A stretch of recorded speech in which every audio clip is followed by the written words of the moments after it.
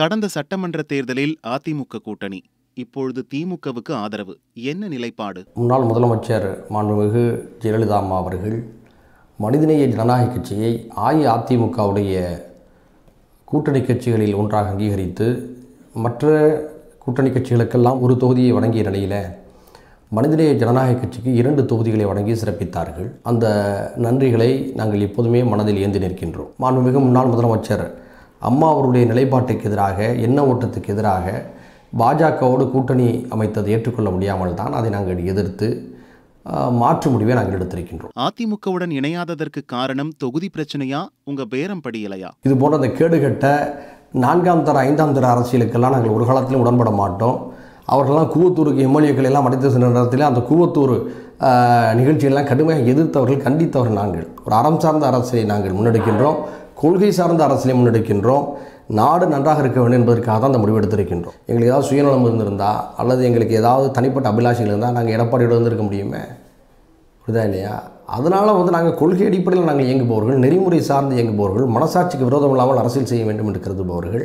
இது தினமலர் போன்ற பத்திரிகைக்கு தெரியும் என்று நான் நினைக்கின்றேன். உங்கள் கட்சி மட்டும் மதம் சார்ந்தது இல்லையா? பிஜேபியை மட்டும் குறை சொல்கிறீர்களே.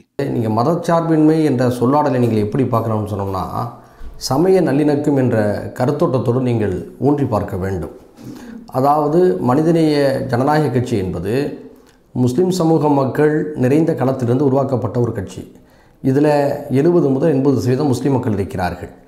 மீதி 20% அதிகமாக இந்து சகோதரர்கள், கிறிஸ்தவ சகோதரர்கள், தாழ்த்தப்பட்ட சகோதரர்கள் அங்கம் வகிக்கிறார்கள். பொறுப்புகளை கூட அவ்வாறு தான் நாங்கள் பகிர்ந்தளித்திருக்கின்றோம்.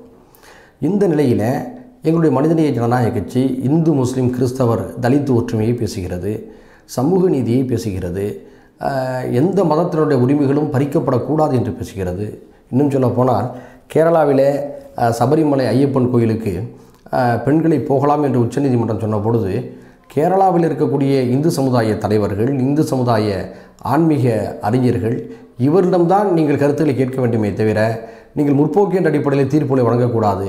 பாரம்பரியமான இந்து சமுதாய மக்களுடைய உரிமைகளும் எதிர்பார்ப்புகளும் மதிக்கப்பட வேண்டும், அதை உச்சநீதிமன்றம் பறித்துவிடக்கூடாது என்று முதல் கருத்தை தமிழ்நாட்டில் எடுத்து வைத்தவர்களே நாங்கள் தான். அமமுகவுடன் நீங்கள் பேச்சு நடத்தியது பற்றி, பாரதிய ஜனதா கட்சி கூட்டணியா, காங்கிரஸ் தலைமையிலான கூட்டணியா, இப்படித்தான் வாதம் நடைபெற்று வருகிறது. இந்த நேரத்தில் இவற்றை அகில இந்திய தேர்தல் என்ற அடிப்படையில் கூர்ந்து கவனித்து தான் நாங்கள் திராவிட முன்னேற்ற கழகம், காங்கிரஸ், மதிமுக, கம்யூனிஸ்டுகள் அடங்கிய ஒரு கூட்டணியை தமிழ்நாட்டில் ஆதரிக்கின்றோம். அதற்காக சகோதரர் தினகரன் அவர்கள் மீது ஏதோ நாங்கள் கோபத்தில் இருப்பதாக கருத வேண்டாம். இந்த தேர்தலிலே இதை எதிர்கொள்வதற்கு இவர்கள் தான் சரியான அடிப்படையில் நாங்கள் ஆதரித்திருக்கின்றோம். அதே நேரத்தில் சகோதரர் தினகரன் அவர்கள் மீது எங்களுடைய நட்பும் தோழமையும் எப்போதும் உண்டு. அதே போல் எஸ்டிபி தோழர்கள் கூட நான் ஒரு மாதத்துக்கு முன்பாக கூட நான் பேசியிருந்தேன். அதே சமயத்தில் அவர்களுடைய தலைமை இத்தகைய ஒரு முடிவெடுத்து அவர்கள் அம்மா மக்கள் முன்னேற்ற கழகத்தோடு கூட்டணி அமைத்திருக்கிறார்கள். இது அவருடைய விருப்பம். இது குறித்து நான் எதுவும் கருத்து சொல்ல விரும்பவில்லை. நீங்கள் கட்சி மாறினால் கொள்கை முடிவு, அதே பாமக மாறினால் சந்தர்ப்பவாத கூட்டணியா? பாட்டாளி மக்கள் கட்சியின் மீது எனக்கு ஒரு மரியாதை உண்டு. ஏனென்று சொன்னால் மாற்று அரசியல் கொள்கைகளை, சமூக நீதி சார்ந்த சிந்தனைகளை அதிகமாக முன்வைத்த கட்சிகளில் ஒன்று பாட்டாளி மக்கள் கட்சி. அவர்கள் திராவிட கட்சிகளோடு ஒரு காலத்திலும் கூட்டணி வைக்க மாட்டோம் என்று சொன்னார்கள். அதே போன்று ஒரு பேட்டியில் டாக்டர் ஐயா ராமதாஸ் அவர்கள் பாரதிய ஜனதா கட்சியுடைய ஆட்சியை பற்றி என்ன மதிப்பீடு செய்கிறீர்கள் என்று கேட்ட பொழுது, 0க்கு கீழே ஒரு எண்ணு இருந்துச்சுன்னா சொல்லுங்கள், அதுதான் உங்களுக்குள்ள மதிப்பெண் அப்படின்லாம் சொன்னார்.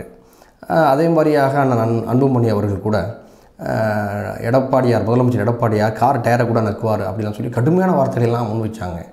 இப்போ நாங்கள்லாம் கூட இவர்கள் வேறு ஏதோ ஒரு முடிவெடுத்து அதை நோக்கி நகர்கிறார்கள் என்று தான் நாங்களும் நினைத்தோம். திடீரென்று அதிமுக, பாஜக, பாமக என்று கூட்டணி ஏற்பட்ட தருணத்தில் எங்களுக்கு ஒரு ஆச்சரியமாக தான் இருந்தது.